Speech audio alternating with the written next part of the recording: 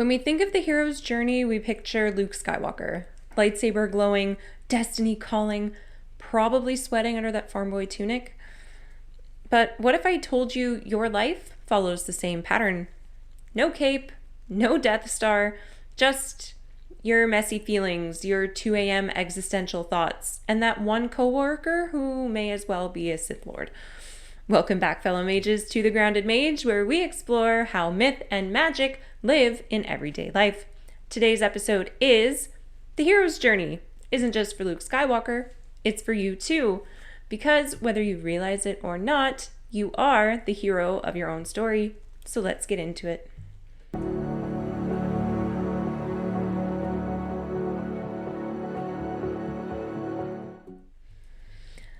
So the hero's journey was thought of by Joseph Campbell, a mythology nerd extraordinaire who was influenced by Sigmund Freud and Carl Jung, who we talked about in episode 1. So if you haven't checked that out, you totally should.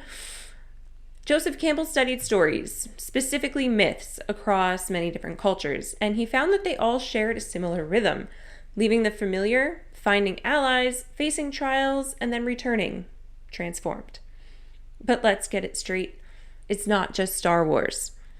Luke Skywalker is the ultimate and most well-known example of the hero's journey, so we won't focus on him too much today. I mean, it is kind of hard not to mention him, so I'll sprinkle him in, but not that much.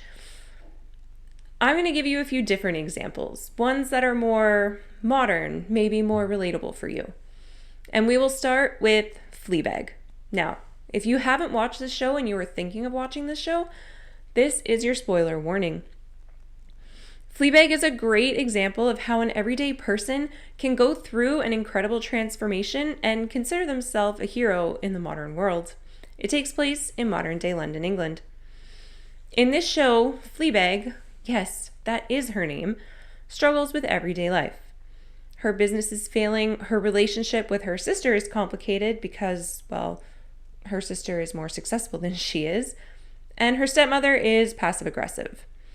Fleabag often breaks the fourth wall to share her internal thoughts with her audience. She's constantly at war with herself, and she deals with it by self-sabotaging. She betrays her best friend by sleeping with her boyfriend, which causes said friend to unalive herself. She also pushes away the one person who is completely emotionally invested in her by pushing him to his breaking point.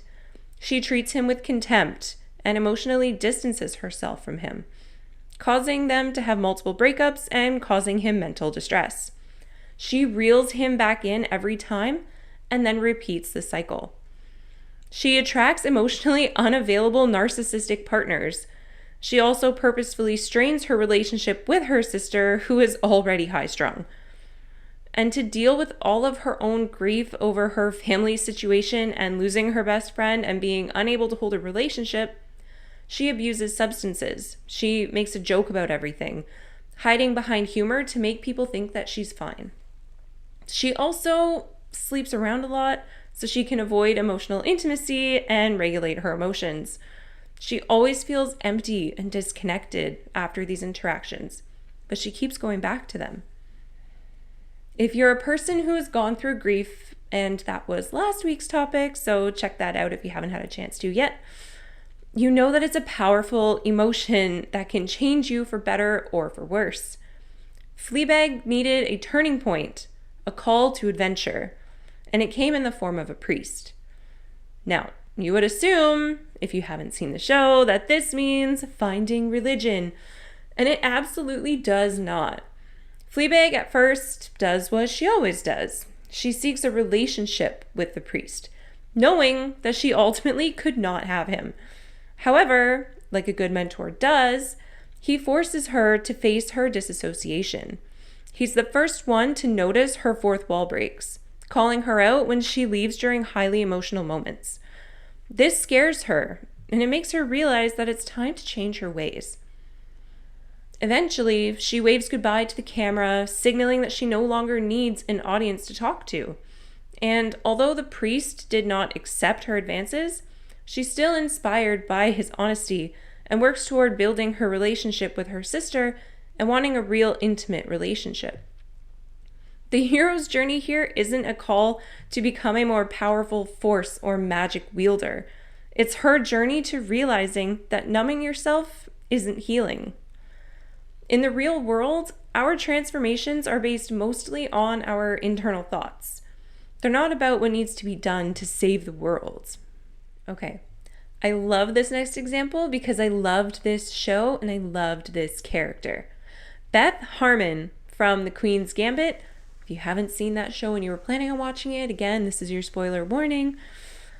I think Beth Harmon is an even more rounded example of the hero's journey than our previous heroine. Beth starts out in an orphanage. She lives a life of not being seen or wanted. And her call to adventure happens when she's only 9 years old. She sees the janitor, Mr. Scheibel, playing chess. And she's intrigued. It captures her imagination and her curiosity. Now, in this story, the refusal of the call, you know the part where the hero usually says, nah, to the call of adventure, is not actually Beth's decision. It's Mr. Scheibel's. For a while, he refuses to take her to any tournaments, even though he's the one who trained her and indulged her in the game for many years. Beth knows that she's good at this game, and when she finally does get adopted and leaves the orphanage, she sets out to pursue chess, accepting the adventure that she always wanted. Beth has her allies throughout her journey. Mr. Scheibel starts her on her path. Jolene is an emotional support for her during her time in the orphanage, and again when they meet as adults. Jolene also helps Beth financially to get to the tournament in Moscow. Even characters like Benny Watts are allies to Beth. He helps her learn new strategies and face the tournament in Cold War Moscow. For Beth, her trials aren't fighting dragons or fetching golden apples from the world's end. Her trials are every single match that she plays. And with her addiction to sedatives and alcohol, each one becomes more of a battle than the last. She's an underdog, especially when you consider the time period that it's based in. She's a woman, an orphan, an addict, emotionally stunted, and poor. She's not a person in the real world that you would expect to thrive and grow. Beth misses out on a normal childhood to pursue her dreams of professional chess playing. It wasn't a sacrifice she had to make, but sometimes when you want something bad enough, you have to make those sacrifices and tough choices. Play in the dirt or practice when to use a fianchetto. Beth spent so many years in the world of chess, being a champion, competing amongst the absolute best at the game. She didn't spend much time around people who didn't live in that world. And it definitely got in her head. I mean, imagine going to bed at night only to see the shadows on the ceiling playing out your next potential moves. Her brain did not shut off from chess. After her victory in Moscow, Beth goes back home, but she sees it differently.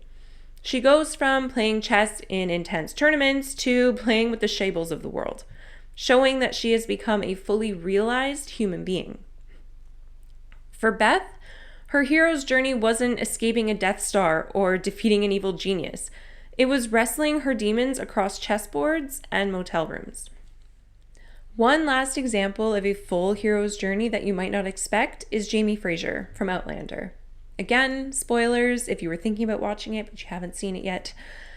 His story is often overshadowed by romance in Outlander, but his character actually has a much deeper transformation story. His arc is what we would talk about in a masterclass, if it were about the quiet resilience of the wounded hero. His call to adventure actually begins before the series even starts.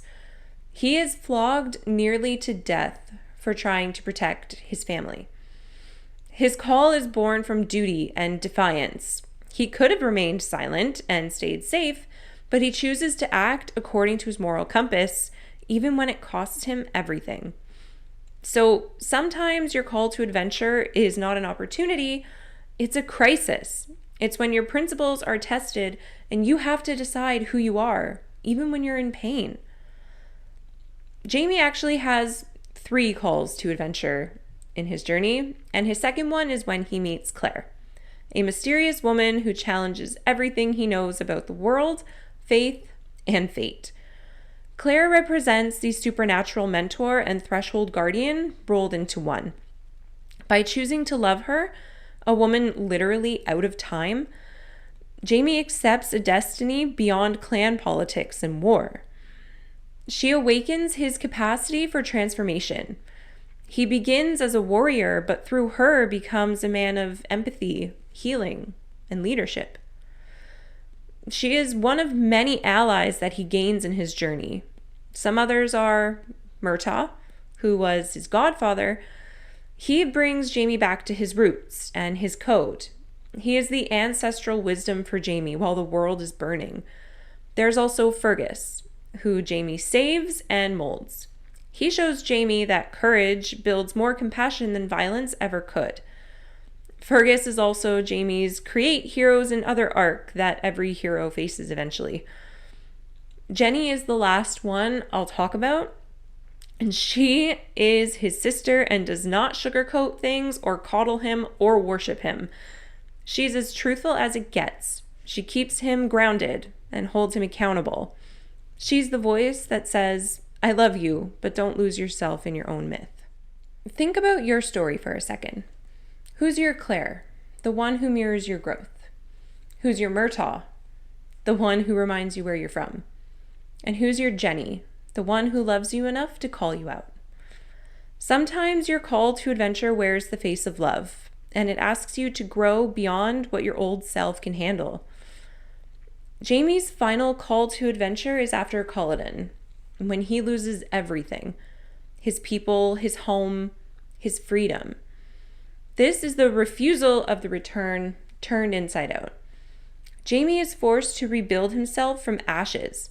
When he finally travels to the new world, his hero's journey evolves into renewal, learning how to lead and love again in a strange land. The adventure becomes internal, reclaiming hope after devastation.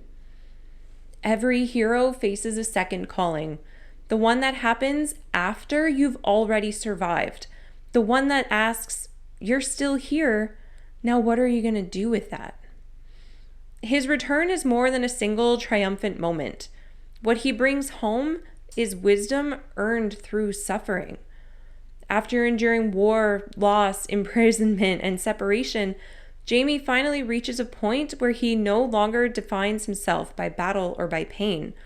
He carries his experiences like sacred scars, reminders, but not open wounds. His return takes form in small, powerful moments.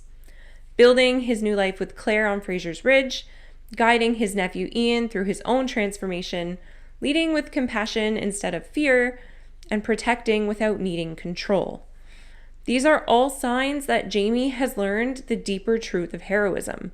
You can't control what you lose, but you can choose what you give back. Jamie's story teaches that the real return isn't about going back. It's about becoming whole enough to create something new. He doesn't return with a sword. He returns with wisdom, patience, and love. So, these calls and journeys of these characters seem fictional, but there are real people out there who have experienced them. After all, there are many people who hide their grief behind humor and self-destructive behavior. And think of all of the child stars or prodigies that didn't make it in the business and had to become regular, everyday citizens. Sometimes it takes hitting rock bottom before finally accepting the call and walking your way through all of the trials before coming back as a more whole human being. For most of us, though, it's usually just that quiet ache that says something has to change, just without the John Williams soundtrack. So the call to adventure happens when you're in the ordinary world, the routine that you've been stuck in for many years.